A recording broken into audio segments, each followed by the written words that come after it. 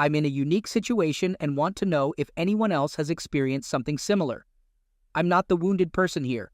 My husband, kids, and parents bear the burden of my past mistakes, for which I am genuinely sorry. Let me be straightforward.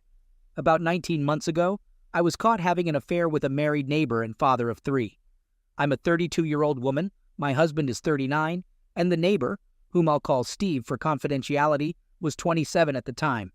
I made a terrible mistake having the affair with Steve, which began a little over 2 years ago. While the affair lasted nearly 5 months before being exposed, I was physically with Steve only 4 times in total. I know it's hard to believe, but I swear it's true. Well, let me tell you something. I don't believe it. To address questions about my marriage that I'm sure everyone reading this has, were we having issues? Did I not love my husband? Was I unhappy? The answer is a definite no to all those questions. I was completely content and fulfilled in my marriage, and I love my husband and our 2 boys, ages 9 and 11, more than anything in the world. Jim satisfied me emotionally, mentally, and physically. He was everything I ever dreamed of and more. My attraction to Steve was misplaced and stemmed from a deep place that took me back to my first romantic encounter at 18. It was a wild attraction, just like my first time. It was like a wild animal instinct inside me that drove me to this. In high school, I dated 4 boys, but nothing serious beyond a quick kiss at the end of the night. In fact, I considered all those guys as friends since we all grew up together. One day, I was invited to a barbecue at a friend's parents' place where I met Charles. Charles was my friend's cousin, and from the first time I saw him, I was captivated. I was taken at the time. He was 20, and I was 18. From the moment we met, we couldn't keep our eyes off each other. I don't know what it was, but there was something between us that drew me to him, like a magnet to steel or a magnet to metal, she says. We started talking at the barbecue, and he had to leave for work, so we exchanged numbers the next day. On Sunday, we met for ice cream in the evening and took a walk. We talked for hours, totally engrossed with each other, and just spontaneously started kissing. He invited me back to his apartment, and there I had my first experience. Something about Charles excited me and made me want to give him every part of me. To this day, I can't describe it. It was subconscious. I couldn't resist. Beyond the physical relationship, we had nothing in common. In fact, we were incompatible. I ended things with Charles 11 months later, after the passion wore off. A year later, I met my now husband, Jim. He checked all my boxes, and I knew he was the one. We got married a year later, and our marriage had been 13 years of joy until I ruined it. We were blessed with 2 wonderful boys who are the spitting image of their dad and share his awesome personality. I'm sharing these details to explain why I started a relationship with Steve. Steve and his wife, Marcia, moved into our neighborhood, and they were the youngest couple. My husband and I are the second youngest, with the others mostly in their 60s. Everyone warmly welcomed Steve and Marcia. They were invited to a neighborhood picnic where Steve and I first noticed each other, similar to when I first met Charles at a family barbecue a long time ago. The next time I saw Steve was at the car dealership where he worked in finance. We were looking for a new SUV, and when my husband found out Steve worked there, they started talking. We went the next week to check out cars. Steve made sure we got a good deal, and he arranged great financing. Throughout the closing process, Steve and I exchanged glances, but my husband didn't notice. A few days later, I had to bring the vehicle back for mud flaps, and that's when Steve and I had our first inappropriate meeting. He greeted me in the lounge, and then in his office, he mentioned additional financing details. We chatted, and he confessed he wanted to talk to me alone about his feelings. I admitted I felt something too, but it was wrong. He knew it was wrong but didn't care. He wanted me. Fast forward to the next morning, when we had our first closeness encounter at his house after our kids went to school and our spouses left for work. By the way, my husband has a good job, and Marcia is a licensed practical nurse. Steve and I only had physical relations 4 times in the entire 5-month period. There was no love connection, as I loved Jim, and Steve loved Marcia. What we had was just physical, and to be honest, it wasn't as good as what I had with my husband. Not even close, but it was forbidden, and therefore thrilling and dangerous. Looking back now, being a stay-at-home mom for 11 years made me desperate for attention from this attractive younger man. I thought I could have this secret adventure, and still maintain a loving marriage with my husband. That idea came crashing down one Thursday morning, 19 months ago, when Steve and I were caught in bed at his house by Marcia's mother. She walked in on us, fully engaged, and started screaming obscenities. She slapped and scratched Steve, leaving a large gash with her nails. She also hit me square on the jaw and pulled out 2 handfuls of my hair before I could gather my clothes and leave the house. When I got home, I was completely shocked by what had just happened, and the reality of my actions sank in. I realized my perfect marriage to Jim was forever changed and could end because of this. I sat silently for a couple of hours, just staring at the walls, wondering how to tell my husband. Eventually, I decided to call him and left an urgent message, stating that I had something very important to discuss. He didn't respond, so I texted him, but still got no reply. A few minutes later, Marcia and her mother showed up on our front porch, knocking on the door in the bay window, screaming for me to answer. Terrified and thoroughly embarrassed, I didn't respond. Luckily, my boys were at school when this happened. After they left, I laid down on the couch, crying. I briefly fell asleep, but woke up to the sound of a car door in the driveway. I looked out and saw my husband. I rushed to freshen up before going back into the living room to greet him when he opened the door. However, he didn't enter. Instead, I saw through the window that he was walking down the street toward Steve and Marcia's house. I watched as he spent nearly 3 hours there before coming home. I went to hug him, but he kept me away. I started apologizing, but he said my apology wasn't accepted, and he wanted me to leave. I fell to the floor, crying and begging, telling him I didn't want to go, but he insisted. He then called my mother, explained what I'd done, and asked her to come over and pick me up. Mom came over, apologized to Steve, convinced me to go back to her house for the night, and helped me pack some clothes. I left, crying, asking Jim what he would tell the kids. He said he would take care of it. I left, broken-hearted and ashamed. That night, I called Jim, and to my surprise, he answered. He just said hello and went silent. I identified myself, apologized, and promised never to do something like this again. I expressed my commitment to spend the rest of my life making it up to him. Jim remained silent, asking if I had anything more to say. I said no, and asked him about his feelings. He told me he knew what he was feeling, and I started crying. He then said he wanted me to stay at my parents' house for a couple of weeks before coming home. I reluctantly agreed, but asked when I would get to see him and the boys again. He said he didn't want to see me now, but agreed to a brief call every evening at 9 o'clock. The first call ended with me saying, "I love you," and Jim saying nothing, just hanging up. The next night's call went the same way, with me apologizing and Jim staying silent until I stopped talking. He then dropped a bomb, saying he wanted a divorce. Hearing this, I broke down and begged him for another chance. He refused, acknowledging he'd lose half his hard-earned assets. Then, he unexpectedly said he'd give me everything he owns if I just disappeared and left him and the boys alone. I broke down again, insisting he didn't mean that, but he affirmed that he did. We ended the call, and I cried all night. I then started thinking of how I could make him stay, and came up with a plan to offer him a post-nuptial agreement so favorable he couldn't refuse it.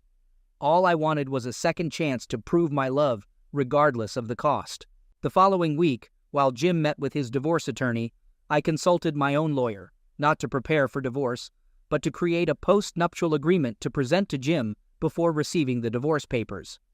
I visited 4 different attorneys before finding one who specialized in post-nuptial agreements and was willing to create such a lopsided agreement. Lopsided in that my husband would receive nearly all the benefit in exchange for remaining married to me for a period, giving me a second chance at love. Unfortunately, Jim's lawyer completed the divorce papers in just 11 days, and I was served at my parents' house 2 days later. I had Jim served with the proposed post-nuptial agreement. We talked that night. After he read the proposal, he was a bit surprised at what I had offered, and for the first time, I could sense the caring person I once knew coming through, not the angry man who had been so robotic and cold for the past 2 weeks. The agreement is a complete win for Jim and an opportunity for me to prove I'm worth keeping. I won't go into specific details about the postnuptial, but I can confirm that it allows Jim to keep nearly all our marital assets if we stay married and live together for at least 30 months. Also, if I'm unfaithful again and we divorce, I lose all claims on our marital assets, get nothing, and forgo any alimony and child support payments. The agreement also requires me to get a full-time job within the next 6 months and contribute to our household expenses. Finally, my husband can see other women if he chooses throughout the remainder of our marriage. I know Jim would never be unfaithful. It's not in him. But I want him to know I love him enough to give him this option. To my surprise and delight, Jim accepted the offer with one additional stipulation. The clause Jim wanted added stated there is no requirement for us to sleep together or have any type of cohabitation coitus during the remainder of our marriage. I was saddened and hesitant to agree to this, but I finally did, feeling that with time I could win back his respect, trust, and passionate love. Things have not gone as I thought, and that's why I'm here. We are now 17 and a half months into our second marriage, as I call it, and our relationship is one of being housemates, raising our boys. Don't get me wrong, I thank God every day for the second chance I've been given, but what we have wouldn't qualify as a marriage. It's more like we are two divorced people, cohabitating. Since my affair, Jim has shown absolutely no affection towards me whatsoever. I mean nothing, not even a kiss or a hug. He won't even let me near him to express any type of affection, although I do get in for a hug and a kiss occasionally before he can block me. But I can tell he doesn't like it, so I don't do it very often. Even so, he requires me to submit monthly to at-home STD testing.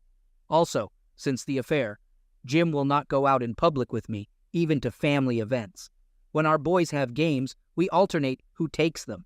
When it's my turn, Jim shows up at the games but doesn't sit with me. Instead, he normally stands on the sidelines with other fathers and acts like I'm not there. The only time we go out together is when we go out of town or on vacations, which we do often. When we travel, he orders adjoining rooms with 2 queen beds each. The boys stay in one room, and we stay in the other in separate beds. I look forward to every trip, as these are the times we are closest and where I've almost been able to break through to him. I told Jim about this and suggested we move from our neighborhood to start fresh. However, Jim said he'd only move if he gets a job promotion requiring relocation. Otherwise, he plans to stay until our boys finish high school. The boys also don't want to move because all their friends live nearby, as do Jim's friends. Since the affair, I lost all my friendships in the neighborhood. Steve and Marcia divorced 8 months after D-Day, but Marcia and her kids still live down the street. The neighborhood women I was once close to cut me off, blaming me for breaking up the family. Now, my home feels like a prison, and I rarely go outside, staying inside or in my backyard tending to my gardens. My boys are often out with their friends in the neighborhood, including Marcia and Steve's kids, but thankfully, their world hasn't changed much. Jim follows a similar routine, hanging out with neighborhood men, smoking cigars, and sipping bourbon at night, either at our house or theirs. After work, the guys enjoy relaxing together. Jim goes to work, hits the gym, and then comes home, usually avoiding the dinner I make. On weekends, he grills and only eats what he cooks, not my dishes. Weekday dinners with my boys have become a great bonding experience. We eat around 4 o'clock when they get home from school, setting the table, helping with final food prep, and cleaning up together. This time has brought us closer, teaching valuable skills, even in the garden where we've created an awesome space. In summary, some things in my life are great, while others are awful. I'm unsure whether this marriage is worth continuing in its current state, or if I should let Jim go now and provide financial benefits. Deep down, I know he's not happy and no longer sees me as his wife or lover, just as a co-parent. I love Jim a lot and will carry the burden of what I did for the rest of my life. I want to return to the loving relationship we once had, but I doubt he'll allow it. Please let me know what you think I should do. I'd appreciate any suggestions on how to successfully earn back my husband's love and trust after betraying him so brazenly. Thank you, Amy. Update. Last month, I followed the advice and decided to temporarily move out of the house to give our marriage some space. I rented a furnished apartment nearby and have been living there since. While I miss being with my husband and boys, and I miss my gardens, it's a relief to be away from that neighborhood.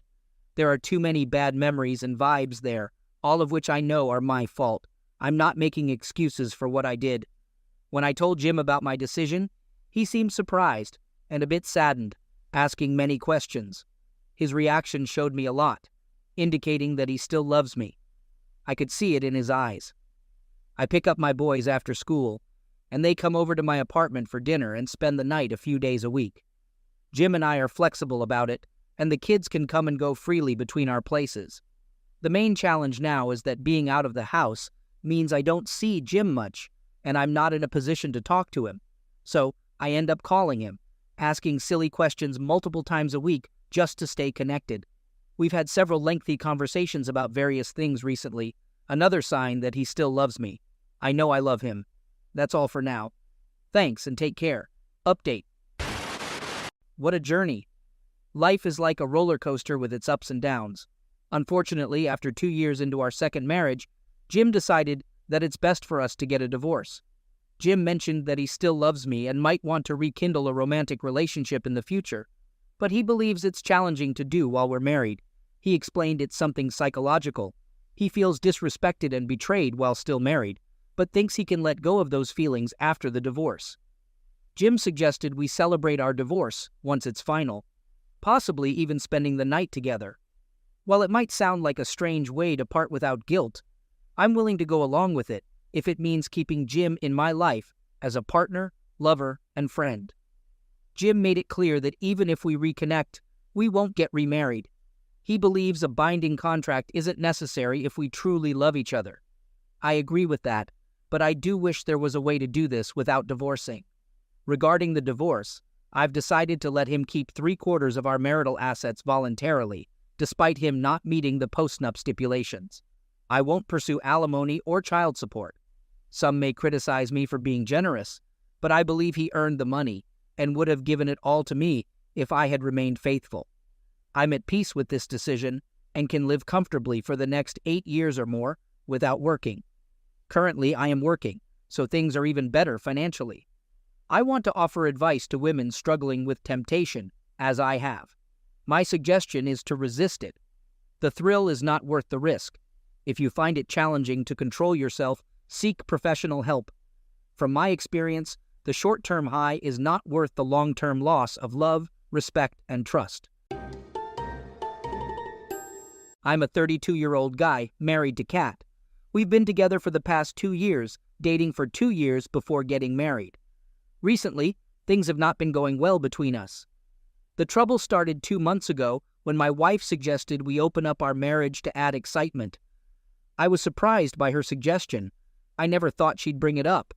I want to clarify that I'm not trying to control her, but given our history, it's tough for me to believe she's interested in trying this. Let's face it, open marriage is risky and often ends up hurting one or both partners.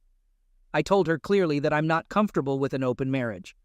It's not that I'm against trying new things or spicing up our married life, but I want those things to stay within the boundaries of a closed marriage with no third person involved. She was disappointed because it's rare for me to deny her something. I love her a lot and usually go along with her requests, even if it means making compromises. Although she didn't say anything after our conversation, I could sense that she was not happy about it. I wanted to get to the bottom of the situation and understand her reasoning. I began questioning my abilities in bed. I wanted to talk to her, but she remained silent. Kat is a consultant with a busy work schedule, often working in different time zones, which disrupts her work-life balance.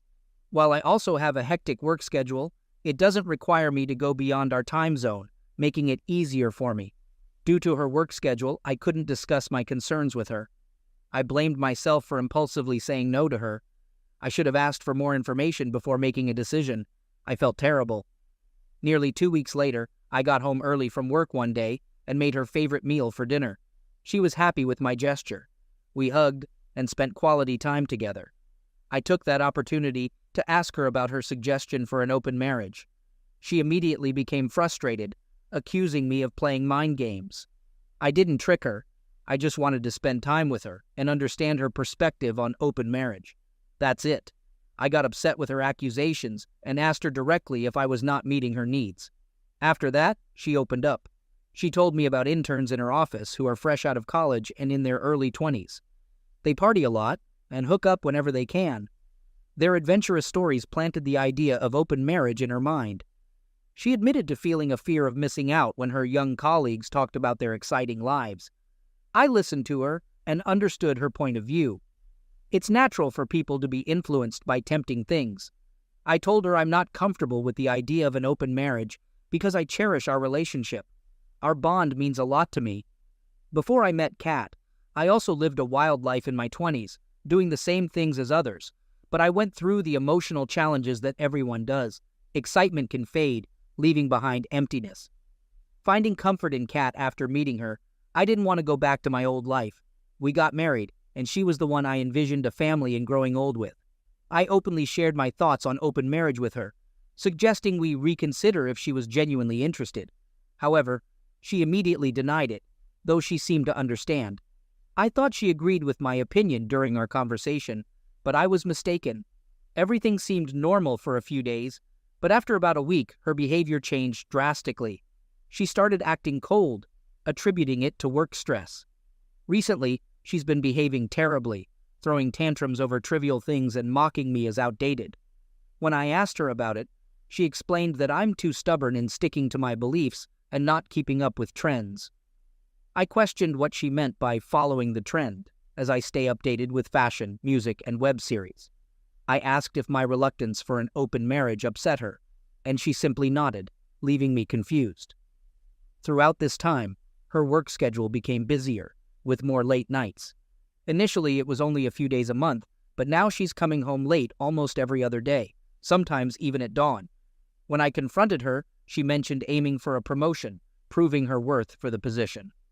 While I admire her ambition, I worry about the truth.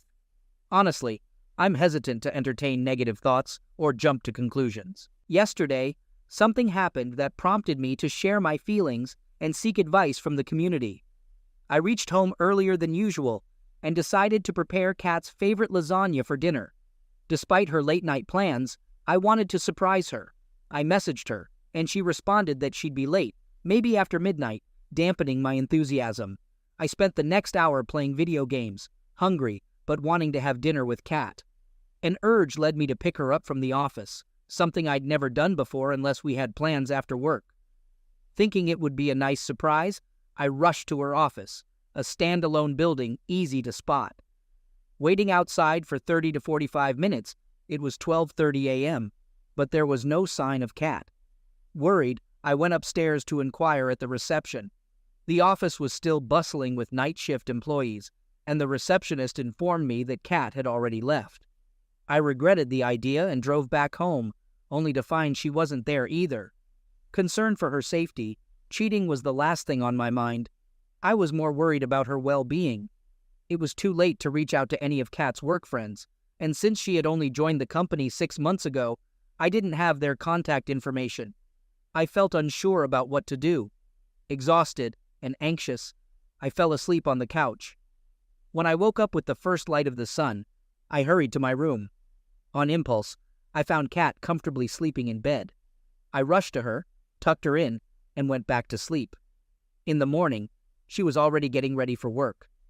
I asked when she had come home last night, and she mentioned it was around 3 a.m. due to a busy day at work, including a meeting with an Asian client. Curious, I inquired about when she left the office, and she casually said around 2:30 a.m., leaving me shocked. Her response raised concerns. Either the receptionist gave me incorrect information about Kat not being at the office around 12:30 a.m., or Kat was lying about being there until 2:30 a.m. Still feeling dizzy from the previous night's stress, I didn't press further. She called me in the afternoon, asking if I had been to her office. The receptionist had informed her about my midnight visit. I wondered about the receptionist's unusual working hours, but explained why I had gone to her office. She was silent for a moment, then clarified that she had left her office in the afternoon for a meeting at her client's U.S. office in another part of the city.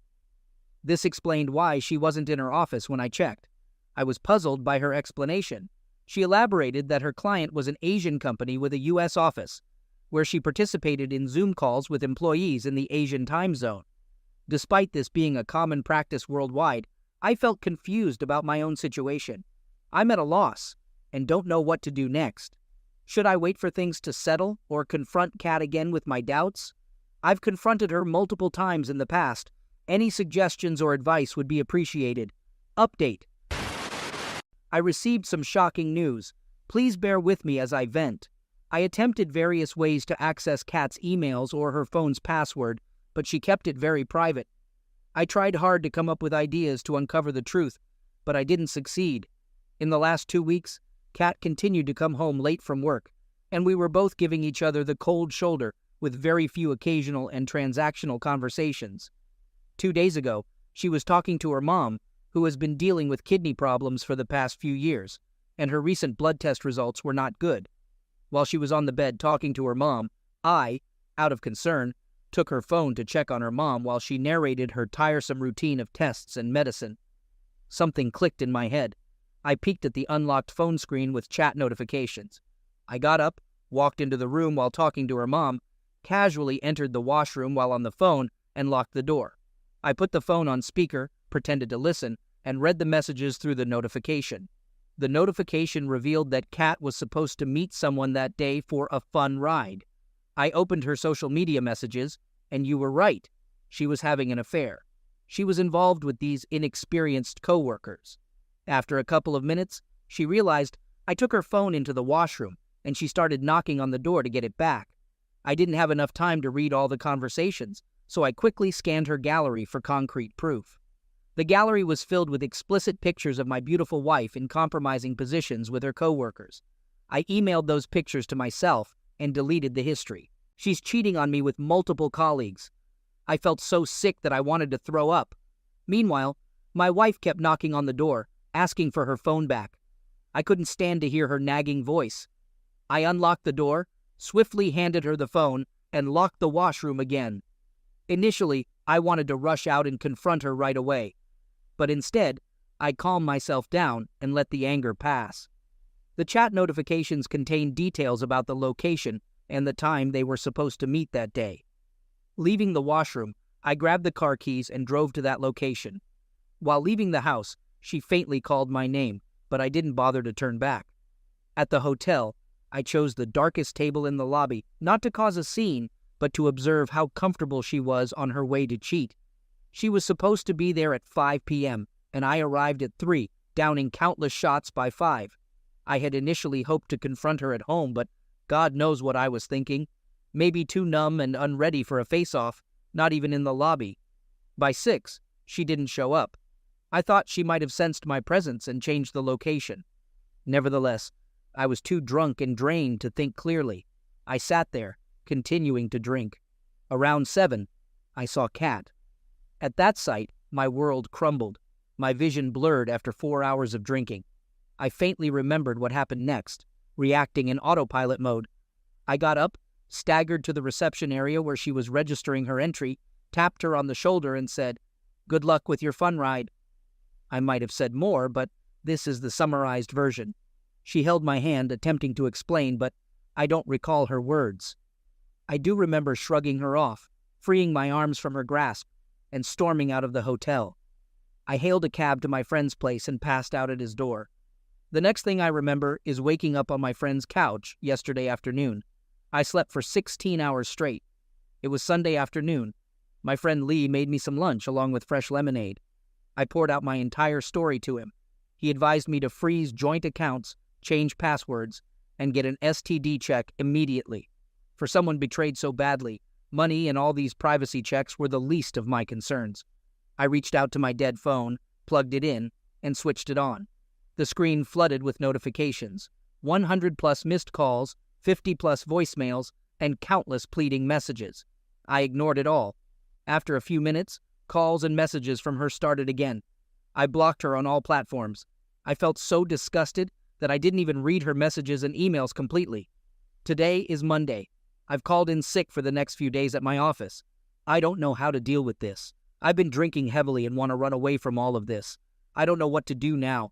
My friend is searching for some of the best lawyers in the vicinity. Update. I recommended securing our shared accounts, changing passwords for sensitive information, and getting tested for STDs. Thankfully, the test results were negative. Lee assisted me in finding a lawyer, and I shared all the pictures from Kat's phone with him. I temporarily settled with Lee until the divorce is finalized, which worked out well since he needed a roommate. Throughout this time, Kat has been trying to reach me, pleading for us to get back together and start anew. She also contacted Lee, asking for his help in reconciling our marriage. According to her, the hookups were meaningless, and she was just exploring her desires, wanting to feel attractive. I'm uncertain about these Gen Z concepts of desirability and whether the whole idea is genuine or not. A few days after my last update, I sent Lee to my house with keys to collect my belongings, hoping Kat would be at the office on a regular workday. However, Lee found her at home, where she broke down and sought his help. Lee was clever enough to inform her that I was staying in a hotel, not at his place, to avoid any potential drama.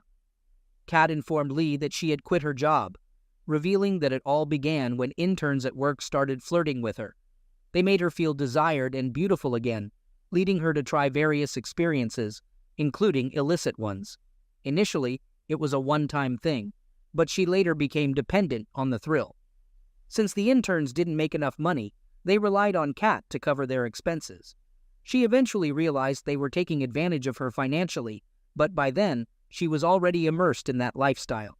When Lee questioned why she didn't confess earlier, Kat claimed she had spoken to me about opening up the marriage due to guilt. However, my refusal to agree prevented her from confessing anything to me. I find it confusing. What's the point of asking for an open marriage after cheating on me? Kat is resisting signing the divorce papers and blaming me for motivating her one-night stands, but she can't provide evidence for her false claims. Now she's seeking alimony, citing mental distress caused by the divorce. If anyone deserves compensation, it's me, as I had to endure the terrible feelings of betrayal.